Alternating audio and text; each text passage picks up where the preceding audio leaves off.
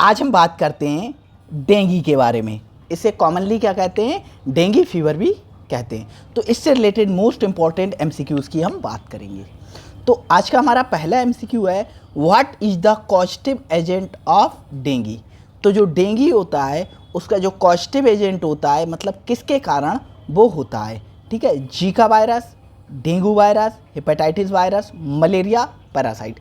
तो किससे होता है? डेंगू वायरस से होता है। Which mosquito species is primarily vector of dengue. तो जो डेंगू होता है या डेंगू होता है, इसका वेक्टर कौन सी स्पीसीज होती है? एनाफ्लीस, क्यूलेक्स, एडिस, मैंसोनिया। तो कौन सी स्पीसीज होती है? तो किससे होता है? डेंगू जो हमारा होता है वो एडिस मॉस्किटो से क्या होता है? ट्रांसमिटेड होता है। Which of the following is a most common symptoms of dengue. तो डेंगू का सबसे कॉमन सिम्टम्स कौन सा होता है? सबसे common symptoms rash, high fever, diarrhoea, cough. तो क्या होता है डेंगू में? क्या होता है? फीवर काफ़ी तेज होता है, तो हाई फीवर की कंडीशन देखने को मिलती है। What is the most severe form of dengue known as. जो डेंगू होता है उसकी सबसे सीवियर फॉर्म को हम क्या कहते हैं? तो सबसे सीवियर फॉर्म को हम क्या कहते हैं? Dengue haemorrhagic fever, dengue fever, dengue shock syndrome और बोथ ए एंड सी। तो जो सीवियर फॉर्म होती है डेंगू की, उसे हम दो नाम से जानते हैं। सीवियर फॉर्म में कौन कौन सी? या तो डेंगू हेमरेजिक फीवर होगा या डेंगू शॉक सिंड्रोम होगा। तो आंसर हो जाएगा हमारा D. How is dengue primarily transmitted. तो जो डेंगू होता है मुख्यतः कैसे संचरित होता है, कैसे फैलता है? Airborne transmission, mosquito bite, direct contact, faeco oral route. तो कैसे ट्रांसमिटेड होता है? तो ये ट्रांसमिटेड होता है हमारा मॉस्किटो बाइट से। कौन से मॉस्किटो की बाइट से? एडिस मॉस्किटो की बाइट से। और बहुत अच्छे से कहें तो Aedes aegypti. What is the incubation period of dengue virus. तो जो डेंगू वायरस होता है उसका इंक्यूबेशन पीरियड कितना होता है? तो डायरेक्ट आपको याद रखना है 3 to 7 days. Which of the following is a complication of severe dengue. तो जो सीवियर डेंगू किसी को हो जाता है तो कौन सी कॉम्प्लिकेशन देखने को मिलती है? कौन सी कॉम्प्लिकेशन देखने को मिलती है? हेमरेज। हाँ भाई, हेमरेज होगा। हेमरेज क्यों होगा? क्योंकि क्या होगा, प्लेटलेट्स जो होती है उनका जो लेवल होता है, उनका नंबर होता है वो डेंगू में कम हो जाता है, जिससे हेमरेजेस होने के चांसेस रहते हैं। हाइपोटेंशन क्यों? क्योंकि प्लेटलेट्स कम होने की वजह से जो ब्लड का वॉल्यूम है, जो हमारा ब्लड है उसका जो वॉल्यूम है वो भी कम हो जाता है, जिससे हाइपोटेंशन होने के चांसेस रहते हैं। और ब्लड का वॉल्यूम कम हो गया, इससे ऑर्गन फेल्योर होने के भी चांसेस रहते हैं। इसीलिए ऑल ऑफ दीज आंसर इसका करेक्ट होगा। Which of the following is not a risk factor for severe dengue. तो सीवियर डेंगू के लिए कौन सा रिस्क फैक्टर नहीं है? Previous dengue infection, age over 60 year, pregnancy और हाइपर टेंशन। तो डेंगू के लिए एक रिस्क फैक्टर नहीं है, तो कौन सा नहीं है? हाइपर टेंशन रिस्क फैक्टर नहीं है। Which of the following is a best preventive measure for dengue. तो डेंगू के लिए सबसे अच्छा प्रिवेंटिव मेजर क्या है? कैसे इसे सबसे अच्छे तरीके से हम रोक सकते हैं? ऐसा कौन सा सबसे अच्छा तरीका है जिससे हम डेंगू को क्या करते हैं? कंट्रोल कर सकते हैं, रोक सकते हैं। तो mosquito control program, avoiding crowded place, taking antibiotics और बियरिंग वार्म क्लोथ। तो एक बात याद रखना, कोई भी एंटीबायोटिक हम डेंगू फीवर में नहीं देते हैं, क्योंकि कोई भी एंटीवायरल ड्रग हम नहीं देते हैं, कोई भी हम क्या नहीं देते? एंटीबायोटिक नहीं देते हैं। डेंगू के फीवर वाले पेशेंट को हम डायरेक्टली पैरासीटामोल, सिर्फ पैरासीटामोल पे रखते हैं और उसी से उसका जो फीवर होता है वो कंट्रोल हो जाता है। तो इसमें बेस्ट हमारे पास प्रिवेंटिव मेजर क्या है? मॉस्किटो को कंट्रोल करें हम। मॉस्किटो कंट्रोल प्रोग्राम जैसे कि national vector borne disease control program, ये पिछले लेक्चर में भी बताया था। तो national vector borne disease control program, इसके तहत क्या है? वेक्टर को रोका जाता है, मतलब जो मॉस्किटो है उनके स्प्रेड को रोका जाता है।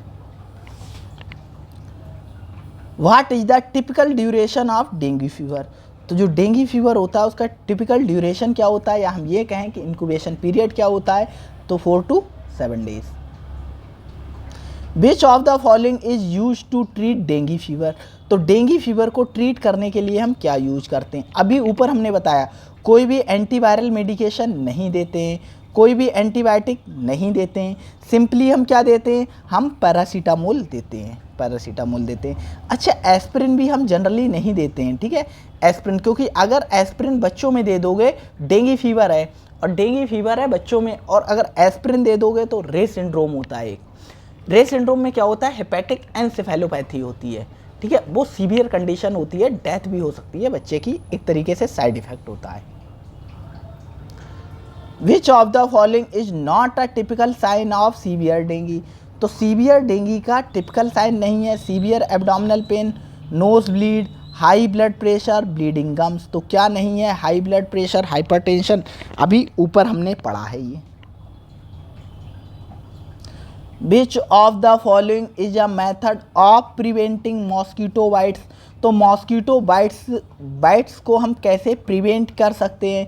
यूजिंग इंसेक्ट रेपेलेंट, हाँ भाई, कीटनाशक का उपयोग करके, बियरिंग लॉन्ग स्लीव, हाँ लॉन्ग स्लीव्स को पहनकर, और यूजिंग मॉस्किटो नेट्स को लगाकर भी हम क्या कर सकते हैं? प्रिवेंट कर सकते हैं। तो आंसर क्या होगा? All of these. What is the primary diagnostic test for dengue. ये इंपॉर्टेंट क्वेश्चन है आपके लिए। डेंगू के लिए या डेंगी के लिए प्राइमरी जो डायग्नोस्टिक टेस्ट होता है जिससे इसकी डायग्नोसिस बनती है वो क्या होता है?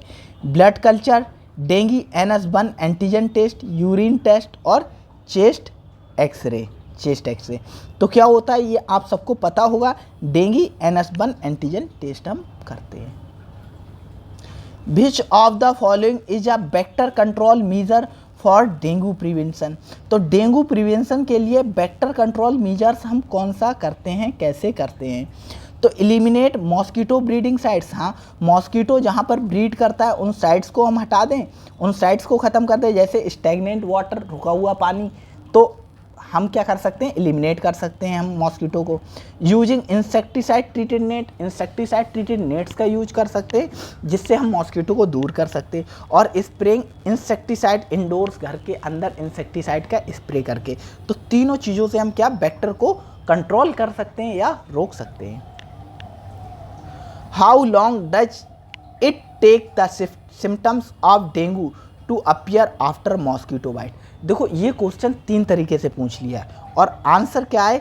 एक ही है, लगभग एक ही है, ठीक है। वही पूछ रहा है कि जो हमारा क्या होता है इंक्यूबेशन पीरियड के बारे में ही पूछ रहा है। इसमें पूछ लिया कि मॉस्किटो को बाइट करने के बाद और जो सिम्टम्स होते हैं, फीवर वगैरह होता है, वो कितने दिन के अंदर आता है, ये पूछ रहा है। इससे पहले डायरेक्ट इंक्यूबेशन पीरियड पूछ लिया और इससे पहले एक क्वेश्चन और पूछा था, ठीक है। तो भाई 4 to 7 डेज हमने पढ़ा था, लेकिन 4 to 7 वाला ऑप्शन नहीं, तो इसके आसपास कौन सा ऑप्शन है? 2 to 7 डेज ऑप्शन है। What is the primary source of transmission of dengue virus. तो डेंगू वायरस का प्राइमरी सोर्स क्या है ट्रांसमिशन का? तो वही मॉस्किटो बाइट है। What is the best way to control aedes mosquito population. तो एडीज मॉस्किटो की जो पॉपुलेशन होती है उसे कंट्रोल करने का सबसे बढ़िया तरीका क्या है? सबसे बढ़िया तरीका क्या है? Using chemical repellent, eliminating standing water और बर्निंग मॉस्किटो कॉइल्स। तो सबसे बेहतर ऑप्शन हमें क्या है कि एलिमिनेट कर दें हम स्टैंडिंग या स्टैग्नेंट वाटर को, जिसमें क्या होता है मॉस्किटो ब्रीड करता है, ठीक है। और बर्निंग मॉस्किटो कॉइल को बर्न करके भी हम इसे रोक सकते हैं। तो आंसर होगा हमारा D. What is the ideal temperature range for aedes mosquito breed. तो जो एडीज मॉस्किटो होता है उसे ब्रीड करने के लिए, प्रजनन करने के लिए सबसे बेहतर जो टेम्परेचर होता है वो क्या होता है? सबसे अच्छा टेम्परेचर क्या होता है? तो सबसे अच्छा टेम्परेचर होता है 20 to 30 degree centigrade. 20 to 30 degree centigrade temperature best होता है इसको ग्रो करने के लिए, ब्रीड करने के लिए। विच of the following organ can be affected by severe dengue. तो सीवियर डेंगी में कौन सा ऑर्गन अफेक्टेड होता है? भाई हार्ट भी अफेक्टेड होगा, लीवर भी अफेक्टेड होगा और किडनी भी अफेक्टेड होगी। मीन्स जितने भी हमारे विसरल ऑर्गन हैं वो सारे के सारे अफेक्टेड होंगे। What is the fatality rate of severe dengue if untreated. तो अगर सीवियर जो डेंगी होता है उसे अनट्रीट रखा जाए, मतलब उसका ट्रीटमेंट ना दिया जाए, तो फेटिलिटी रेट मतलब कितने परसेंट मरने के चांसेस हैं, 1000 में से कितने परसेंट मतलब इंडिविजुअल है उनके मरने के चांसेस होते हैं। तो 20 से 25% चांसेस इतने ऐसे होते हैं कि उनमें से लोग मर जाएंगे। मीन्स इसका मतलब है जो हमारे 1000 लोग हैं उन 1000 में से 20 से 25 लोग क्या होंगे, डेथ हो जाएगी उनकी, अगर हम अनट्रीटेड रखें सीवियर डेंगी को। How can dinghy is prevented. तो डेंगी को हम कैसे प्रिवेंट कर सकते हैं भाई, मॉस्किटो रिपेलेंट से, water storage container bye covering, जो वाटर के स्टोरेज कंटेनर उन्हें कवर कर दो, bearing long sleeve and pant. तो इन सारी चीज़ों से हम रोक सकते हैं। Which of the following is not a symptoms of dinghy. Dinghy का सिम्टम्स नहीं है, इनमें से कौन सा डेंगी का सिम्टम्स नहीं है। हाई फीवर भाई होता है, जॉइंट पेन भी होता है, स्वेलिंग ऑफ द फेस, भाई ऐसा कुछ भी नहीं होता, फेस में स्वेलिंग नहीं होती है। हेमरेजिंग, हाँ हेमरेजिंग तो होती है, हेमरेज होते हैं जहाँ तहाँ। What is the most common treatment for dinghy fever. तो डेंगी फीवर के लिए सबसे कॉमन ट्रीटमेंट हम क्या देते हैं, एंटी वायरल मेडिकेशन नहीं देते, पैरासीटामोल देते हैं, एंटीबायोटिक्स नहीं देते हैं, स्टेरॉइड नहीं देते हैं। और आज का हमारा लास्ट क्वेश्चन तो नहीं है, देखते हैं, हाँ भाई और हैं questions. Which of the following is a more prone to severe dengue. तो सीवियर डेंगी के लिए सबसे प्रोन इंडिविजुअल कौन से होते हैं, सबसे ज़्यादा कॉमनली सीवियर डेंगी किस में पाया जाता है या किस में होता है, किन इंडिविजुअल में होता है। तो children under 5 year, children over 5 year, adult over 50 year, pregnant women. तो किस में होता है सीवियर डेंगी, चिल्ड्रन में ज़्यादा होता है जो 5 साल से कम के होते हैं। Which of the following is a sign of severe dengue. तो सीवियर डेंगी का साइन क्या है, लो ब्लड प्रेशर हो जाए, भाई सबसे इंपॉर्टेंट साइन यही है, ब्लड प्रेशर कम हो जाता है। आगे देख ले, जॉइंट पेन भी होता है, ऐसा नहीं है जॉइंट पेन नहीं होता है, ईची रैश और फटीग। अगर देखें तो सारे सिम्टम्स ही देखने को मिलते हैं, लेकिन सबसे ज़्यादा कॉमन कौन सा है, वो लो ब्लड प्रेशर है। Which diagnostic test help confirm dengue infection. तो डेंगू इन्फेक्शन को कन्फर्म करने के लिए हमारा जो डायग्नोस्टिक टेस्ट होता है वो कौन सा होता है, डायग्नोस्टिक टेस्ट कौन सा होता है, ठीक है। क्वेश्चन नंबर हमारा 28, dengue PCR test, dengue NS1 antigen test और platelets count, all of the above. देखो कन्फर्म करने के लिए पूछ रहा है, तो कन्फर्म करने के लिए सारे के सारे होंगे। हम डेंगी PCR भी करा सकते हैं, PCR में हम वायरल लोड देखते हैं कि वायरल कितना है, वायरस कितना है। NS1 एंटीजन भी कर सकते हैं, NS1 एंटीजन को डिटेक्ट करते हैं, और प्लेटलेट काउंट भी हम करा सकते हैं।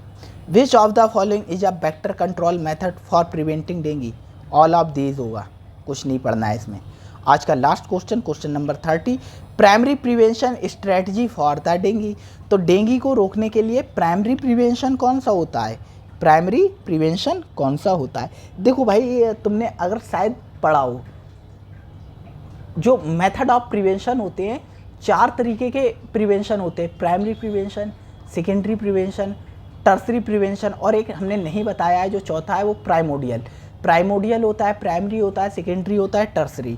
तो प्राइमरी में हम क्या करते हैं, प्राइमरी प्रिवेंशन में जो रिस्क फैक्टर होता है हम उसे ही हटा देते हैं। तो प्राइमरी प्रिवेंशन में हम रिस्क फैक्टर को ही हटा देते हैं। तो हमारा रिस्क फैक्टर कौन सा है, रिस्क फैक्टर हमारा क्या है, हमारा मॉस्किटो रिस्क फैक्टर है, जिससे ये हो रहा है। तो हम क्या करेंगे, मॉस्किटो को एलिमिनेट कर देंगे, जिससे हम रोक सकते हैं डिसीज़ को होने से। Answer B is correct. तो आज की वीडियो में इतना ही था। वीडियो अच्छी लगी हो तो वीडियो को लाइक कीजिएगा, चैनल को सब्सक्राइब कीजिएगा। Thank you.